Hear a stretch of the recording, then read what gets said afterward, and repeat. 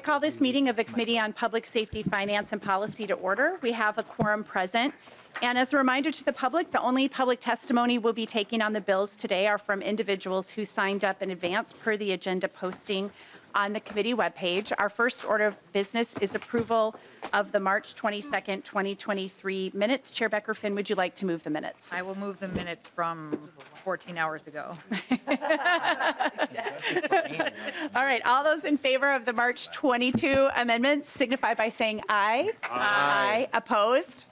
I think I said amendments, the minutes, March 22nd minutes. The motion prevails and the minutes for March 22nd, 2023 are approved. The first bill we have on our agenda is House File 1233. It's a Representative Pinto bill, and we're bringing this back to our committee to amend it and take a vote. We already took public testimony on this bill and had full member discussion. Representative Pinto, would you like to move your bill to be recommended to be placed on the general register? So moved, Madam Chair.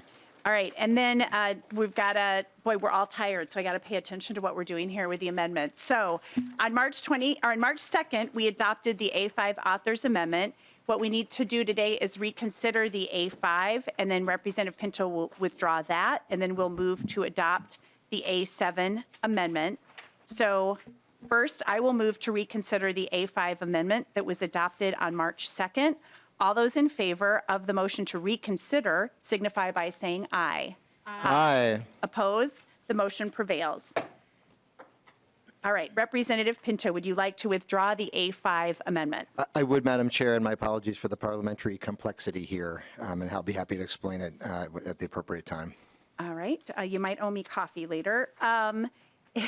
And then would you like to now move the A7 amendment and explain that? Yes, thank you, Madam Chair. Yeah, and the A7 amendment replaces the A5 amendment that we had adopted 9 days ago, I guess. There were some, this is in response to some additional input from stakeholders and addressing a number of issues, and I'm pleased to say that there's some pretty strong support for the bill with the A7 amendment, and for that reason would ask members to adopt it. So any discussion to the A7 amendment? Seeing none, all those in favor signify by saying aye. Aye. Opposed? The motion prevails and the A7 amendment is adopted. All right. All right. Is there anything you would like to say about the bill or the amendment, Representative Pinto? Thank you, Madam Chair. Just to remind members that the House File 1233, as amended, and the A7 amendment really has the same substantive effect as the A5, but just but has some cleanup items. What it does is that it prohibits, I have to remind you, prohibits the use of isolation as discipline for young people held in correctional facilities and detention facilities.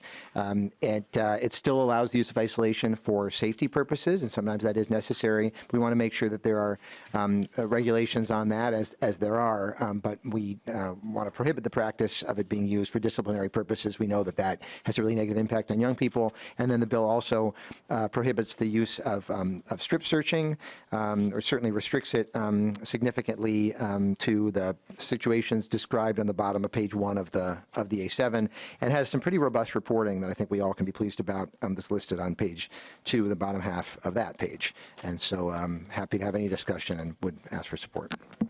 Is there any further discussion to this bill, especially as amended? Lead Novotny. Thank you, Chair Moller. Representative Pinto, the Teamsters Correctional Union and the Juvenile Detention Association, both I know have been in conversations with you, and they've testified here about wanting to be part of the rulemaking process. Could you just describe what you're doing with that? Chair Pinto. Thank you, Madam Chair, and thanks, Lead Novotny. I should have mentioned that before. Yeah, I've appreciated the dialogue both with them and then also with you.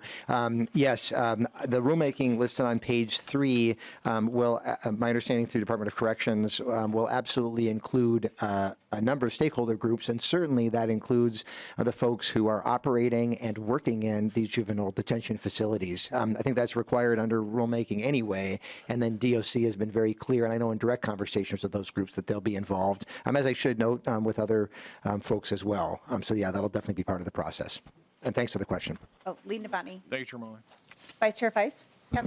Thank you, Madam Chair. I had a question about timeline for the rulemaking. I was wondering if the commissioner might be able to just share with us just a more concrete sense of what the timeline will be for this. All right, Commissioner Schnell, welcome back. You can introduce yourself and answer that question, please. Madam Chair, Paul Schnell from the Department of Corrections, Representative Feist, to your question. This is expedited rulemaking. It will still take time. We're thinking of approximately 18, maximum of 24 months. We will initiate the process, that said, immediately when this passes and begin pull stakeholders together to begin the work on that. Vice Chair Feist. Great. Thank you so much for that clarity. I do think that time is of the essence, that this is really important, so thank you. All right, closing remarks, Chair Pinto. Thank you, Madam Chair. And just to make sure we're all set, the language of the bill will kick in January 1, 2024. There's a little bit of necessity for lead time. I think the corrections will be offering providing some interim guidance to facilities in the meantime. And then January 1 of 24, even though it's going to take those 18 months for the rules, the prohibitions in the bill will take effect. They won't need to wait for the expedited rules to take effect. And so I'm happy that we're going to be moving on this and certainly would urge members' support. Thank you. Representative Pinto renews his motion that House File 1233 as amended be recommended to be placed on the general register. All those in favor signify by saying aye. Aye. Opposed? The motion prevails. Thank you. Thank you, Chair. Yep, thank you, Vice Chair Feist. You are up next.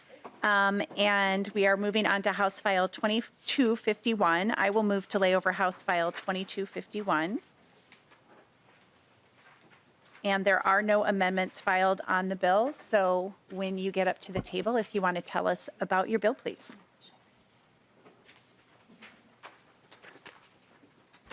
Great.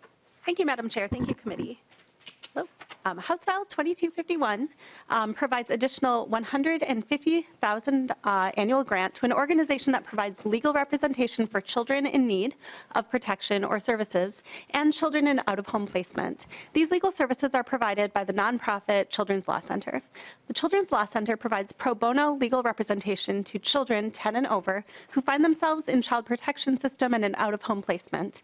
Our statutes guarantee that these children are entitled to have their expressed wishes presented in court, including parental rights determinations, adoption cases, and ensuring that their rights are maintained, such as ensuring that they are not transferred out of their school, giving them voice and keeping siblings together, and many other life-altering decisions made by our court system. The Children's Law Center utilizes a small staff and hundreds of volunteer attorneys who step up to support children, representing them all the way through either reunification with their parents, adoption, or until they age out of the foster care system. And I would just like to say one of my good friends in my book club has been volunteering as a pro bono attorney with the Children's Law Center for many years, as long as I've known her. And it's just a wonderful organization. And so I will turn it over to my testifier for more information. I appreciate it. All right, Madam yes, welcome to the committee. Please introduce yourself and begin your testimony. Lilia Panteleva. I am the Executive Director of Children's Law Center of Minnesota. Our organization has been around for about 30 years, and what we do is this legal representation. We are highly experienced in this work, and the benefit that we have is that we have about 340 volunteer attorneys who are doing this free to the kids, free to the state. But the organization itself is a very small budget organization, and as we all know, legal services are not necessarily free. We're asking for an increase, something that we've been needing for a few years now. It's not a big increase, but we need this money to sustain our capacity in order for us to recruit, train, and supervise all of our volunteer attorneys. About 30% of our cases, maybe less, are handled internally because some of these cases that are coming in are too egregious, and we don't assign them to volunteers, so we need that capacity of our staff attorneys to handle those cases. Youth who's on the run, youth who maybe are reunifying any day now, so we don't assign those to volunteer attorneys. Continuity is what we provide to these children and youth. We take on a case, and we will represent the child and youth through the absolute closure of the case, meaning adoption, or maybe they age out of the system, making sure that they have a stable adult difficult in their lives, and that all of their obstacles and challenges are removed so that they can be successful in our community. We provide legal representation to CHIPS and state wards, and our legal representation can last up to 11 years. So I'm really asking for this support. We've been coming back asking for this increase for quite a few years now, but it's almost urgent that we get this year. I really appreciate it. Thank you for your testimony and for being here today. We did not have any members of the public sign up to testify, so we can move on to member discussion. Lee Novotny. Thank you, Chair Moller. Representative Feist, or the testifier, can you tell me what's the difference between this? What is the difference between this and the guardian ad litem programs? And is this done separately or in concurrence with? How does that work? Yep, Director Pantaleva. Madam Chair, Representative, there is a difference statutorily. Every child in child protection is entitled to a guardian ad litem at any age, and every child 10 and older is entitled to an attorney. Statutorily, guardian ad litems cannot be attorneys for the children, and the biggest difference is the attorneys represent child's expressed wishes, so be their voice in the courtroom and address their position. Guardian ad litems look out for the child's best interest. So different standard. Both are required by law. Lee Novotny. Thank you, Chair. Anything further? Closing remarks, Vice Chair Feist. Thank you, Madam Chair. As you heard, this is a really wonderful, important organization for children in our state, and I would urge your support. And with that, I will renew my motion and lay over House File 2251. Thanks again. Thank you very Thank much. you. Thank you so much. All right, members, the last bill on the agenda is House File 2890. This is the governor's budget bill. This will be an informational hearing only. For members of the public, we'll be taking full testimony on House File 2890 when we take up the bill next week.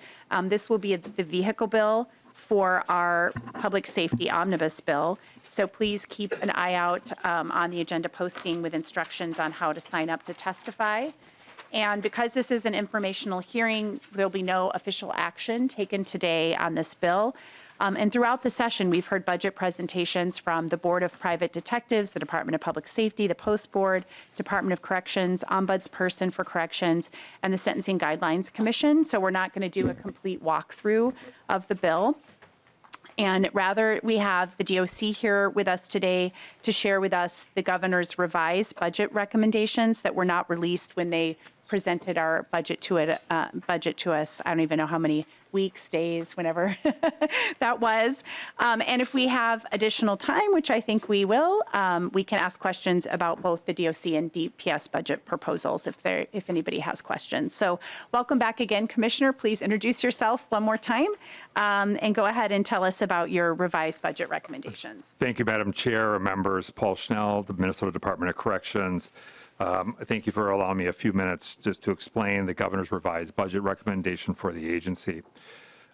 Members, there's a fact sheet in your materials that outlines the underlying reasons for cost pressures that have created a budget deficiency at the Department of Corrections in the current fiscal year. As the third largest agency on state government, the DOC has ever-shifting costs and is heavily impacted by inflationary pressures, particularly as it relates to food and utilities expenditures. Our budget is also heavily staffing focused, and workforce stabilization challenges have put unforeseen pressures on our budget, as well faster than expected growth in the incarcerated population. For context, in fiscal year 2022, the DOC had its budget slightly reduced overall, and in 2023, the appropriation went up just slightly. This was in large part due to the decline of our prison population during COVID and the court backlog. However, the rapid increase in population, as well as the increase in inflationary costs and the staffing crisis we face, have left us with a $12.6 million deficiency in the current biennium. Subsequently, the governor's revised budget recommendation includes that $12.6 million request, which would be for this biennium. Another addition to the governor's recommendation for funding is funding for in-house virtual court hearing coordination. Key partners in this court have included the courts, and we are making virtual court hearings a permanent practice. Managing virtual court hearings in our 11 prison facilities has been a significant undertaking. Effectively, we are creating courtrooms serving all 87 counties at our correctional facilities across the state. Currently, virtual court hearings are largely coordinated and scheduled by a record staff and case managers across the facilities. We rely on the limited time of already overburdened case managers and officers to ensure hearings operate as intended by the courts. Case managers are spending considerable time facilitating Zoom court hearings and monitoring those hearings, which takes them away from their regular coursework. Correction officers are needed to ensure the safety and security and are not always the appropriate staff to answer questions for individuals during that process.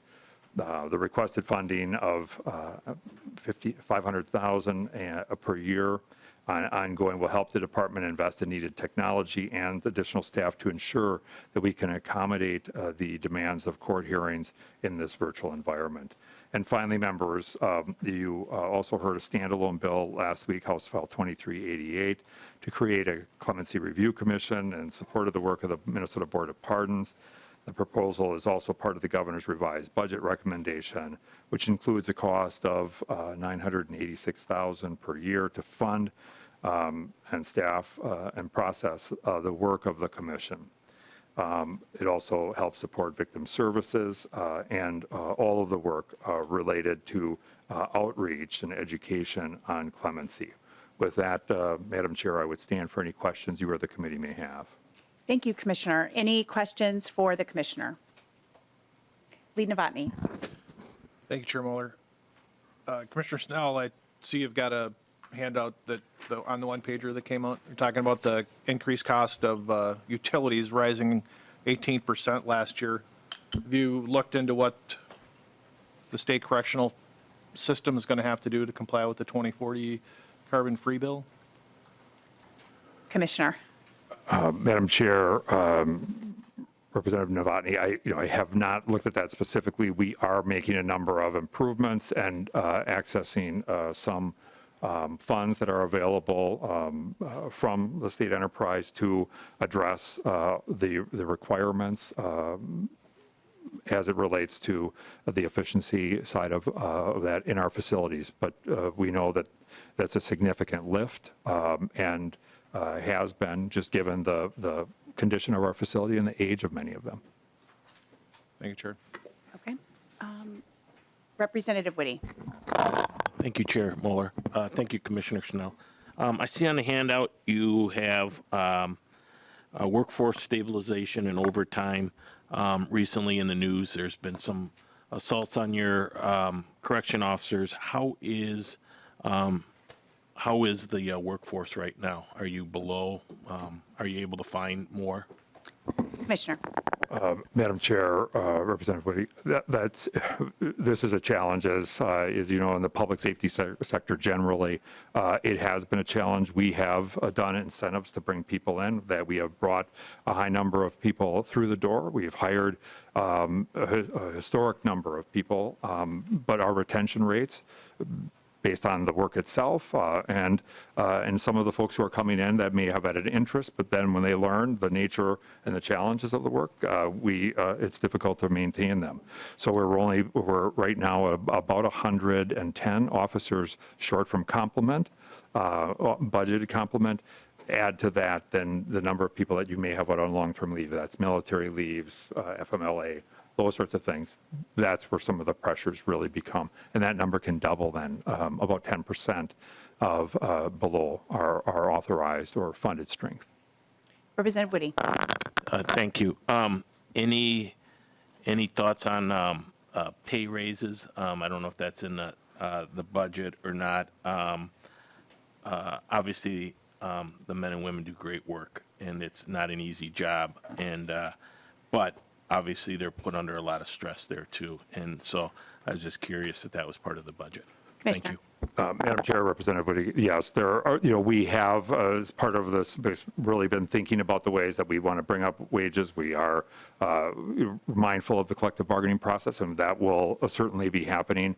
But I think, as an enterprise, the department certainly knows, MMB, who does a lot of that negotiation, is aware of the challenges we're facing, as well as other public safety sectors. And so that will certainly be a part of this, and we've been planful around that. Representative Woody. Oh, Representative Hewitt.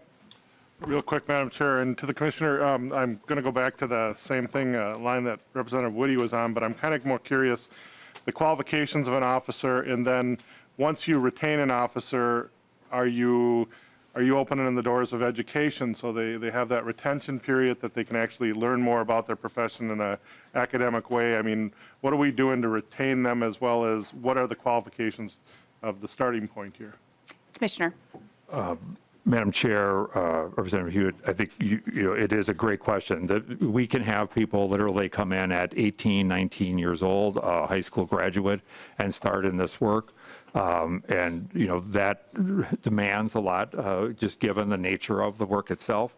We have been, and one of the things you'll see in our budget is, a significant investment in training, because we really want to develop these folks, just given the nature of the work itself, number one. And number two, we have, there's a pilot of a college fund to help lift up and provide a formal education, which can help folks advance in their career, do different, have different work opportunities, case management, whatever that what their interest may be as they go forward. We've even been looking at things in your area where nursing has been a challenge, and we have some officers who would be willing to participate in like paramedic training and use paramedics in the facilities to help aid with some of our basic health services work under our medical director. So we want to be as creative as possible, provide opportunities for our staff to grow and develop, and that is a part of our budget plan. One Representative follow-up, Hewitt. Madam Chair. And where are you finding the most success in your recruiting? Is it in the high schools, or is it in, and it sounds like, I don't mean to go down that road, but there's a certain person that it's attracted to this, like the Representative Navani and Representative Woody over there. There's a certain clientele that want to do these jobs. Are we recruiting out of the high schools? I mean, because if we're going to recruit military people, yep, they're all going to be gone when we call them up, right?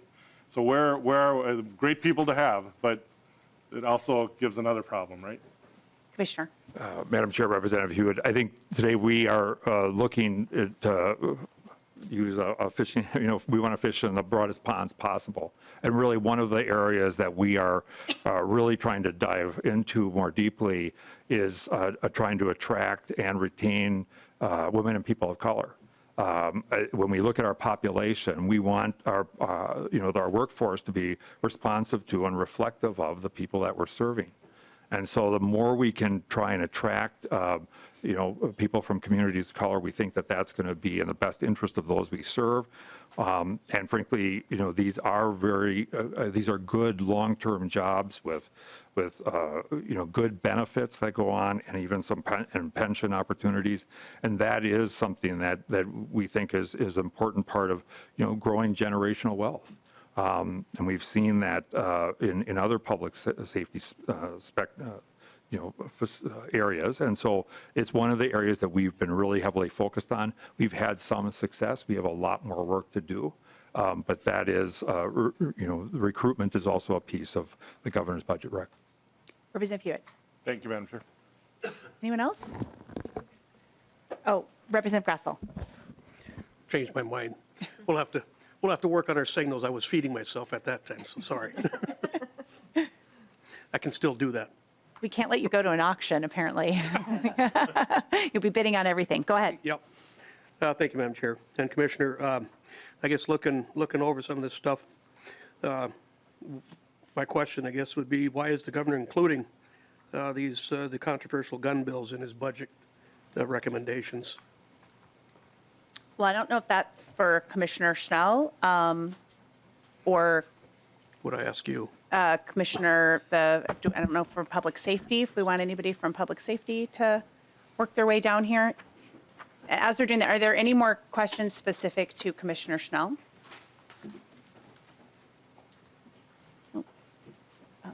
What's that? Oh, yeah. Jordan, I'm going to butcher your last name. Do you want to come on down and please introduce yourself and answer that question? Thank you, Chair Moller, Representative. There are firearm safety provisions included in the governor's budget. The Commissioner Jacobson, sorry, couldn't be here today. He's over in the other body with some other bills. We're happy to answer any questions on those, and we can certainly have a discussion with you on them. But it is the goal of making Minnesota safer in every community and using all the tools we have available. And can you please introduce yourself for the record? There you go. So I apologize, Chair. My name is Jordan Haltofterheide, Legislative Director for the Department of Public Safety. All right. Anything further for, we've got some other public safety folks here too. Any other questions from the committee? All right. Thanks to all of you for being here today. We appreciate it. And members, that concludes today's agenda. Meeting is adjourned.